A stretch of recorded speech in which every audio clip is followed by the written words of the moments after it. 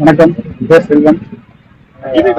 மனைவி பேர் ஆனந்தி. அவங்க வந்து பாத்தீங்கன்னா கடந்த ஒரு 10 வருஷத்துக்கு முன்னாடி வந்து ஒருத்தர் கூட வந்து ஒரு அஃபேர்ல இருந்தாங்க. அது அதை தெரிய வந்தது எனக்கு. அது விசாரிக்கும் போது பாத்தீங்கன்னா எனக்கு அட்வொகேட்னு சொல்லிட்டு ஒருத்தர் வந்து துணையா இருந்தது. அவர் வந்து வழக்கறிஞர் குமரன் என்பவரை நாட்டின அவர் வந்து எங்க 2 பேருக்கும் சமரசம் பண்ணி எங்க குடும்பத்தோட எங்களை சேர்த்து வச்சாரு. என்னோட குழந்தைகள் நலனை கருதி நானும் அவரோட சேர்ந்து வாழ ஆரம்பிச்சேன். அதுக்கப்புறம் கடந்த ஒரு 6 மாசம் முன்னாடி வந்து அட்வொகேட் குமரனும் அவங்கள வந்து சேர்ந்து இருக்கிறது அஃபேர் இருக்கிறது எனக்கு தெரிய வந்தது. அதை வந்து நான் கண்டிச்சேன், கேட்டேன். இல்லை அவர் வந்து எங்க அப்பா மாதிரி அப்படின்னு சொல்லிட்டு என்ன சொன்னாங்க. நானும் அதை கொஞ்சம் நம்பி அப்படியே இருந்தேன். கடந்த 3 மாசம் முன்னாடி பாத்தீங்கன்னா குமரனும் என்னோட மனைவியும் வந்து அஃபேர் இருக்கிற வீடியோ ஆதாரங்களோட என்னோட மகள் வந்து என்கிட்ட சொல்றாங்க. சொன்னது பேர்ல நான் அவன்கிட்ட விசாரிக்க போது பாத்தீங்கன்னா அவங்க வந்து ஆமா அப்படின்னு சொல்லிட்டு அவங்க ஒத்துக்கிறாங்க. ஒத்துட்டு என்கிட்ட விட்டு சண்டை போட்டு வீட்டை விட்டு அவங்க வெளியே போயிடுறாங்க.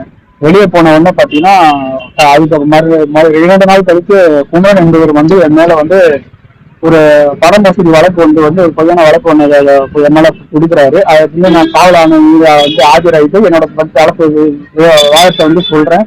சொன்னதுக்கு அப்புறம் இது பொய்யான புகார் என்று அவர் வந்து தள்ளுபடி பண்ணிடுறாரு.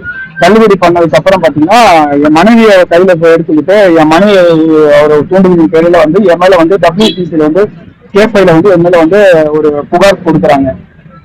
புகார் கொடுக்கும் வந்து லேடிஸ் இன்ஸ்பெக்டர் வந்து நான் கூப்பிட்டு விசாரிக்கும் போது பாத்தீங்கன்னா நான் என்னோட வீடியோ ஆதாரங்கள் எல்லாத்தையும் நான் அவங்கள்ட்ட காட்டுறேன். என் மகளை என்ன பெரிய விசாரிக்கிறாங்க. விசாரணை பேர்ல வந்து அவங்களோட வாக்குமூலத்தை எடுத்துக்கிட்டு அது ஒரு பொய்யான புகார் கொடுத்து தள்ளுபடி பண்ணி அவங்க அடுத்த நாள் வந்து அவங்களோட துணிமணிகள், அவங்களோட உடைமைகள், அவங்களோட சர்டிபிகேட்ஸ் எல்லாமே எடுத்துட்டு வீட்டை விட்டு வெளியேறிடுறாங்க. வெளியேறினதுக்கு அப்புறம் பாத்தீங்கன்னா ஒரு வாரம் கழிச்சு எனக்கு மகள் வந்து கல்லூரியில வந்து ஒரு பையனை விரும்பிட்டு இருந்தாங்க. விரும்பிட்டு இருந்ததை வந்து நான் முன்கூட்டியே அதை கண்டிச்சிருக்கிறேன். அவங்க வந்து நான் அம்மா இது மாதிரி பண்ணிட்டு போனதால அவங்களுக்கு அப்புறம் ஒழுங்கா இருப்பேன் சம்பளப்பட்டாங்க.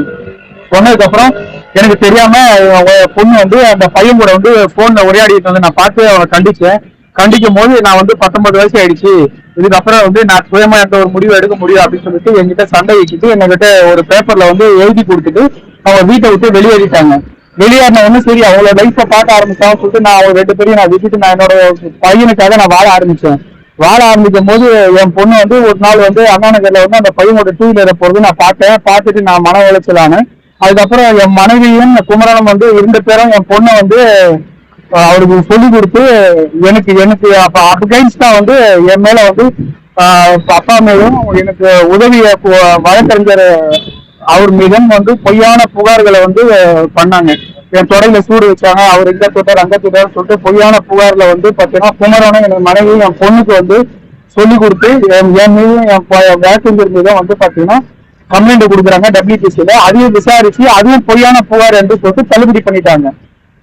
எதுவுமே எல்லாமே அவங்க கொடுக்க கம்ப்ளைண்ட் எல்லாமே தள்ளுபடி பண்றது ரொம்ப இதுவாயிட்டு அவங்க வந்து ஊடகங்கள் வந்து இது வந்து பொய்யான புகார் தள்ளுபடி பண்ணனால யாரும் அதை ஏற்க மறுக்கிறாங்க. அதுக்கப்புறம் நக்கீரன்ல போய் பார்த்து நக்கீரன்ல வந்து ஒரு வீடியோ ஆதாரத்தை வந்து கொண்டு போய் கொடுத்து அதை வந்து பப்ளிஷ் பண்ண வைக்கிறாங்க. அவங்க இன்ஃபுளுன்ஸ் பண்ணி பப்ளிஷ் பண்ண வைக்கிறாங்க. பப்ளிஷ் பண்ணதுக்கு அப்புறம் நாங்க வந்து பாத்தீங்கன்னா எங்களோட வீடியோ தரப்பு எங்க சைடு இந்த ஆதாரங்களை கொண்டு போய் நாங்க வந்து நக்கீரன் அவர்கிட்ட வந்து போய் எல்லாமே சொல்ல அவங்க வந்து ஒரு உண்மைத்தன்மையை புரிந்து அவங்க வந்து இமீடியட்டா அந்த வந்து இன்ஸ்டாகிராம்லயும் பேஸ்புக்லயும் இருந்து வீடியோஸ் எடுத்துடுறாங்க.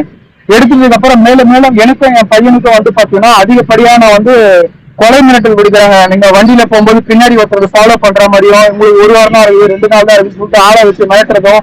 அவர் வந்து பாத்தீங்கன்னா அந்த குமரன் வழக்கறிஞர் என்பவர் வந்து பாத்தீங்கன்னா அந்த ரவுடிங்களுக்கும் பொலிட்டிஷியனு அது மாதிரி நிறைய பேருக்கு நான் வந்து பெரிய பெரிய லாயர் எல்லாருக்கும் அதுக்கு நான் வந்து லாமா லாயரு, உன்னால எங்க போனாலும் உன்னால ஒண்ணும் பண்ண முடியாது, உன்னால என்ன வேணா பண்ணுவேன் அப்படின்னு சொல்லிட்டு என்னைய பையனை வந்து கொலை மிரட்டல் எடுக்கிறாங்க. இன்றும் பாத்தீங்கன்னா குமரனும் அவங்க குடும்பத்தோட அவருக்கு மனைவி குழந்தைங்களோட நல்லா தான் வசிச்சு வர்றாரு. பட் நான் தான் இன்னைக்கு என் குடும்பமே நடுத்தருக்கு வந்துருச்சு.